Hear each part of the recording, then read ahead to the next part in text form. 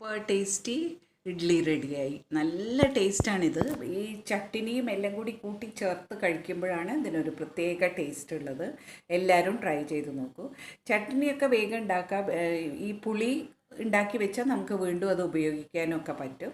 അതുകൊണ്ട് ഇത് എല്ലാവരും ഒന്ന് ട്രൈ ചെയ്ത് നോക്കൂ. ഒരു ഡിഫറെൻറ്റ് റെസിപ്പിയാണിത്. ഫസ്റ്റിന് ഇതെങ്ങനെയാണ് ഉണ്ടാക്കുന്നത് നമുക്ക് നോക്കാം. എല്ലാവരും ട്രൈ ചെയ്ത് നോക്കൂ കേട്ടോ. നമസ്കാരം. ഇന്ന് വ്യത്യസ്തമായിട്ടുള്ളൊരു ഇഡ്ഡലിയാണ് ഉണ്ടാക്കുന്നത്. ഇഡ്ഡലി മാവ് അധികം പുളിയില്ലാതെ ഇഡ്ഡലി മാവ് എടുത്തു. അതിനുശേഷം ഇതിലേക്ക് നമുക്ക് പലതും ചേർക്കേണ്ടതായിട്ടുണ്ട്. അത് ചേർത്ത് കഴിഞ്ഞിട്ട് നമുക്ക് ഇഡ്ഡലി ഉണ്ടാക്കിയെടുക്കാം. ചേർത്തു. ഇന്ത്യൻസിൻ്റെ ഒരു പുളി ചട്നി ഉണ്ടാക്കാനായിട്ട് കുറച്ച് പുളി പിഴിഞ്ഞെടുത്തു. ഒരു നല്ല വലിയൊരു നാരങ്ങ വലുപ്പത്തിലുള്ള ഒരു പുളി പിഴിഞ്ഞെടുത്തിട്ട് അതിൽ 2 ശർക്കരയും ഇട്ടിട്ട് നന്നായി തിളപ്പിച്ച് വറ്റിച്ചെടുക്കുക. ശർക്കര ഇതിൽ പോരാന്ന് തോന്നുന്നുണ്ടെങ്കിൽ ഒരു 1/4 കപ്പും കൂടി ശർക്കര ചേർക്കും. കുറുകി റെഡിയായി. ഇതിലേക്ക് കുറച്ച് ഒരു 1/4 ടീസ്പൂണിലും കുറച്ച് ജീരകം പൊടിച്ചത് ചേർക്കുക.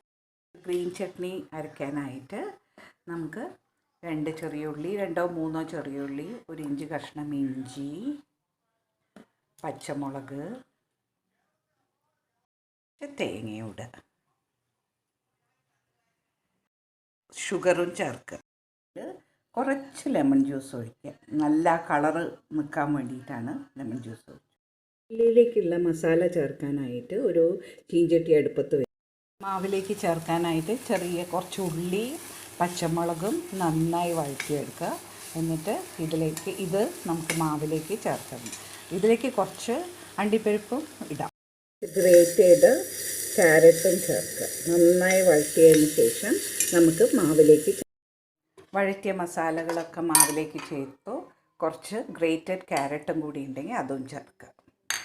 കുറച്ചൊരു കളറ് കിട്ടാൻ വേണ്ടിയിട്ടാണ്. എന്നിട്ട് ആവശ്യമുണ്ടെങ്കിൽ ഉപ്പും ചേർക്കട്ടെ. ഉപ്പ് കുറവുണ്ട്, പക്ഷേ മാവിൽ നല്ല ഉപ്പുണ്ട്, അപ്പോൾ അതുകൊണ്ട് ചേർക്കണം. അത് കഴിഞ്ഞിട്ട് ഇതിലേക്ക് കുറച്ച് കായം പൊടിച്ചത് ചേർക്കുക. കായപ്പൊടി ചേർക്കുക. ഒരു ടേസ്റ്റ്, ഒരു ഫ്ലേവറിന് വേണ്ടിയിട്ടാണത്. ഇഡ്ഡലിത്തട്ടിൽ മാവ് ഒഴിച്ച് വെച്ചു. അതിൽ ഓരോന്നിൽ ഇങ്ങനെ അണ്ടിപ്പരിപ്പ് വയ്ക്കുക. വെറുതെ ഒരു ഭംഗിക്ക് ഇങ്ങനെ വെച്ചിട്ട് നന്നായി വേവിച്ചെടുക്കുക. നമുക്ക് സ്റ്റീം ചെയ്തെടുക്കുക. ഇഡ്ഡലി റെഡിയായി. നമുക്കിനി ഇത് വേറെ ട്രെയിലേക്ക് മാറ്റാം. നന്നായി നിരത്തിയതിന് ശേഷം നമുക്കിതിലേക്ക് പുളിയില്ലാത്ത തൈര് ഒഴിക്കും. സോഫ്റ്റ് ഇഡ്ഡലി റെഡിയായിട്ടുണ്ട്. ഇനി ഇതിലേക്ക് നമുക്ക് നല്ല പുളിയില്ലാത്ത തൈര് ഒഴിക്കാം. തീരെ പുളിയില്ലാത്ത തൈരാണ് ഒഴിക്കുന്നത്. ഈ തൈര് പുളി ഒന്ന് കുറയ്ക്കാൻ വേണ്ടിയിട്ട് വേണമെങ്കിൽ കുറച്ച് പാലൊഴിച്ചാൽ മതി. അപ്പം അതിന് തീരെ പുളി ഉണ്ടാവില്ല. തൈരൊഴിച്ച് തൈരിൽ നന്നായിട്ട് കുതിർന്ന് കിടക്കണം. ഇനി ഇതിൻ്റെ മുകളിലേക്ക് കുറച്ച് പുതിന ചട്നി ഇടുക.